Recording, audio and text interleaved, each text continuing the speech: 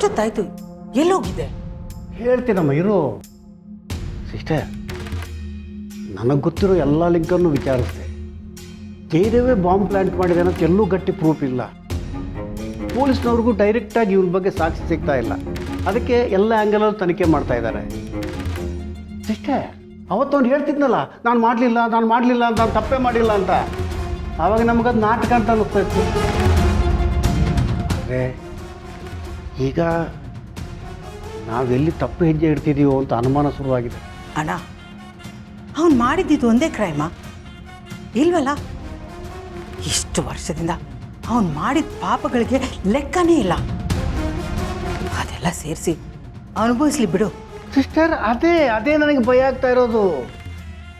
ನೋಡು ಸಿಸ್ಟರ್, ಈ ಕೇಸಲ್ಲಿ ಅವನು ತಪ್ಪಿತಸ್ಥನೋ ನಿರಪರಾಧಿನೋ ನಂಗೆ ಗೊತ್ತಿಲ್ಲ. ಆದರೆ ನಾನು ಮಾಡದಿರೋ ತಪ್ಪಿಗೆ ಶಿಕ್ಷೆ ಅನುಭವಿಸ್ತಿದ್ದೀನಿ ಅಂತ ಅವ್ನ ತಲೆಗೆ ಬಂದುಬಿಟ್ರೆ ಅವನ ಮನಸ್ಸು ಇನ್ನೂ ಡೇಂಜರಸ್ ಆಗುತ್ತೆ ಸಿಸ್ಟರ್. ಅದು ನನಗೆ ಭಯ. ಅವನು ಗಾಯಗೊಂಡಿರೋ ಹಾವು, ಒಳಗಿದ್ದಷ್ಟು ದಿನ ನಾವು ಸೇಫ್. ಒಂದು ಸರ್ತಿ ಹೊರಗೆ ಬಂದ ಅಂತ ಇಟ್ಕೋ, ಯಾರ ಮೇಲೆ ಏನು ಮಾಡ್ತಾನೋ ಊಹೆ ಮಾಡ್ಕೊಳಕ್ಕಾಗಲ್ಲ. ಸಿಸ್ಟರ್, ಸಾರಿ ಹೇಳಿದ್ನಲ್ಲ, ಈ ಜೈಲು ಶಿಕ್ಷೆಗಿಂತ ಅವನ ಮನಸ್ಸಲ್ಲಿ ಹುಟ್ಟೋ ಸೇಡಿದೆಯಲ್ಲ, ಅದು ತುಂಬ ಭಯಂಕರವಾಗಿರುತ್ತೆ.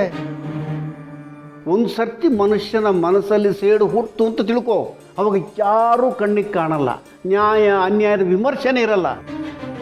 ಅವ್ರ ಮನಸ್ಸಲ್ಲಿ ಒಂದೇ ಒಂದು ತುಂಬ ದಟ್ಟವಾಗಿರುತ್ತೆ, ಅದು ಪ್ರತೀಕಾರ. ಅವನು ಒಂದಲ್ಲ ಒಂದಿನ ಹೊರಗೆ ಬಂದೇ ಬರ್ತಾನೆ.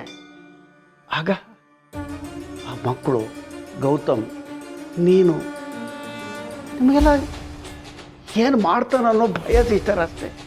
ಅಂದರೆ ಏನು ಮಾಡಬೇಕಾಗಿತ್ತು ಅಣ್ಣ?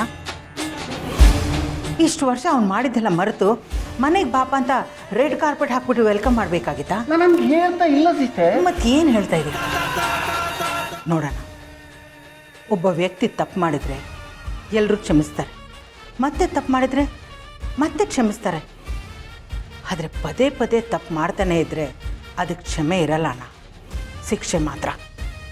ಅಣ್ಣ, ನೀನೊಂದು ಮರೀತಾ ಇದೆಯಾ, ಪೊಲೀಸವರು ಇನ್ನೂ ಇನ್ವೆಸ್ಟಿಗೇಷನ್ ಮಾಡ್ತಾ ಇದ್ದಾರೆ.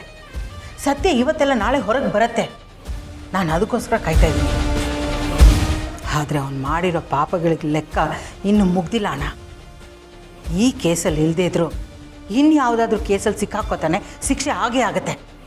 ಅದಕ್ಕೋಸ್ಕರ ಕಾಯ್ತಾ ಇದ್ದೀನಿ ನಾನು. ಇಷ್ಟು ವರ್ಷ ಎಲ್ಲರ ಬದುಕಲ್ಲೂ ಆಟ ಆಡ್ತಾ ಬಂದಿದ್ದಾನೆ. ಮೊದಲನೇ ಸಲ ಕಾನೂನು ಜೊತೆ ಆಟ ಆಡ್ತಿದ್ದಾನೆ. ಆಟಾಡಲಿ ಅಣ್ಣ, ಆಗ ಅವನಿಗೆ ಅದ್ರ ಬಿಸಿ ಏನು ಅಂತ ಗೊತ್ತಾಗತ್ತೆ. ಸಿಸ್ಟರ್, ಯಾಕೆ ಸಿಸ್ಟರ್ ನಿನ್ನ ಮನಸ್ಸನ್ನು ಇಷ್ಟು ಕಲ್ಲು ಮಾಡ್ಕೊಂಡ್ಬಿಟ್ಟಿದ್ಯಾ? ನಾನು ಮಾಡ್ಕೊಂಡಿಲ್ಲ ಅಣ್ಣ, ಕೇಟು ತಿಂದು ತಿಂದು ಅದು ಗಟ್ಟಿಯಾಗ್ಬಿಟ್ಟಿದೆ.